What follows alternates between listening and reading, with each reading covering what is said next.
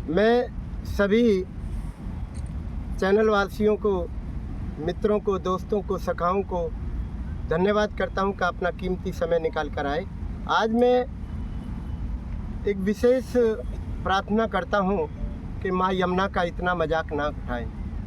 माँ यमुना में जो आपने गाड़ी निकाली है, जो आपने बड़ी बड़ी मशीनें उतारी हैं, मैं गत 20 वर्षों से ये प्रति वर्ष इसी महीने में देखता हूँ।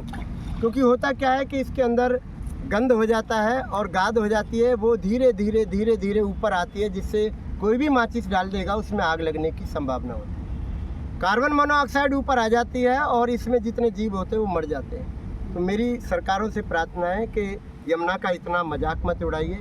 ये जब क्रोध में आएगी ना तो अच्छा भी करती है और बुरा भी करती है। मेरी प्रार्थना है कि अगर वास्तव में आपके पास में कोई प्लान है तो अपने सीवेज डिपार्टमेंट को, पॉल्यूशन डिपार्टमेंट को और एनजीटी डिपार्टमेंट को और जितने भी आपने प्रदूषण से संबंधित डिपार्टमेंट बनाए, उन जल बोर्ड को, इन सबको बिठाकर एक मीटिंग करें। अगर आपके पास में प्लान नहीं है तो माँ यमुना को स्वच्छ अविरल अमृत करने के लिए मेरे पास प्लान है। आप मेरे को बिठाइए, मैं आपको प्लान बताऊंगा। दोनों तरफ केवल वजीराबाद से लेकर और कांदमनी कुंज तक 40 मीटर का उधर नाला सीसी कर दीजिए, 40 मीटर का इधर नाला सीसी कर दीजिए। केवल ये प्लान आप तैयार करिए। जितनी आप इसके अंदर मशीनें डाल रहे हैं ना, जो करोड़ों अरबों आपके खर्च हो रहे हैं, उसमें इतना पैसा नहीं लगेगा। और दिल्ली में 22 किलोमीटर के अंदर 128 नाले गिरते हैं। उन 128 नालों जो कच्चे हैं वो 500 मीटर तक पानी अंदर चला गया है, जिसके कारण आप अंदाजा नहीं लगाएंगे कि वहाँ पर वायरस ऐसे हो गए कि पीने लायक पानी नहीं रहा है।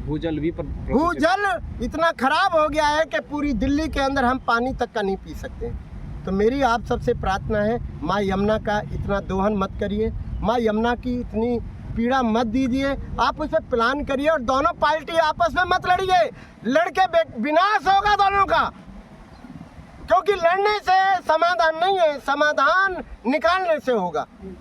मैं देख रहा हूं अभी जब से जीते हैं एक दूसरे पे प्रत्यारोपण कर रहे हैं, ये गलत है।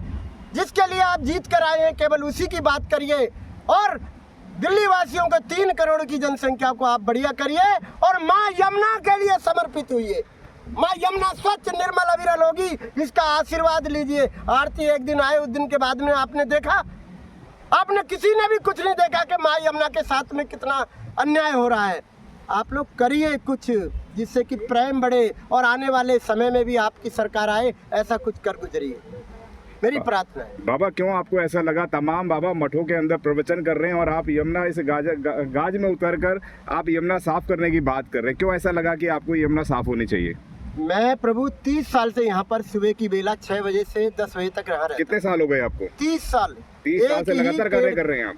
मैं 30 साल से यमुना के लिए कार्य कर रहा हूँ जी। और मैं तो आप लोगों का धन्यवाद करता हूँ कि आप लोग आज मेरे लिए निकल कर आए। मैं गरीब आदमी हूँ जी और मेरी कोई बात सुनता ही नहीं है, तो मैं लगा रहा। माँ यमुना से मैंने प्रार्थना करी, माँ यमुना ने कहाँ तक पहुँचा दिया। 40 दिन की यात्रा करी दिल्ली के अंदर, 70 विधानसभाओं में मैं घूमा और सबसे मैंने कहा कि माँ यमुना का पानी इस प्रकार है और यही साफ करके हमें दिया जाता है, इस पर कुछ करिए। प्रधानमंत्री जी को लिख के दिया हमने भूपेंद्र यादव जी को, दिल्ली सरकार को लिख के दिया, अपने गृह मंत्री जी को लिख के दिया कि अपने मैनिफेस्टो में जब चुनाव आए तो माँ यमुना के लिए करें कुछ ना कुछ, और वही हुआ। माँ यमुना ने उनको आशीर्वाद दिया और जीत कर। अगर माँ यमुना स्वच्छ करनी है, निर्मल करनी है, तो सभी को शनिवार के दिन माँ यमुना के सानिध्य में घूमना ही चालू कर दीजिए, पता लग जाए कि माँ यमुना का पानी कैसे चलता है। तमाम लोग डरते हैं कि कोई बीमारी ना लग जाए, तो आप घूमने की बात कर रहे हैं।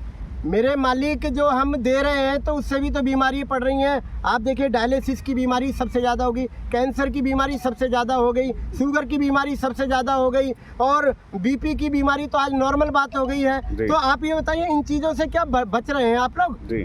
आप इन चीज़ों से बच रहे हैं क्या? जी। है? नहीं बच रहे ना जी।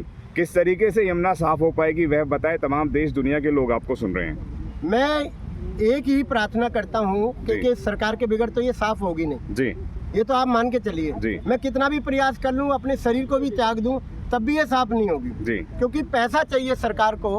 तो वो जो है सरकारी कर पाएगी, हम लोग नहीं कर पाएंगे। हम तो केवल सरकार को जगाने का।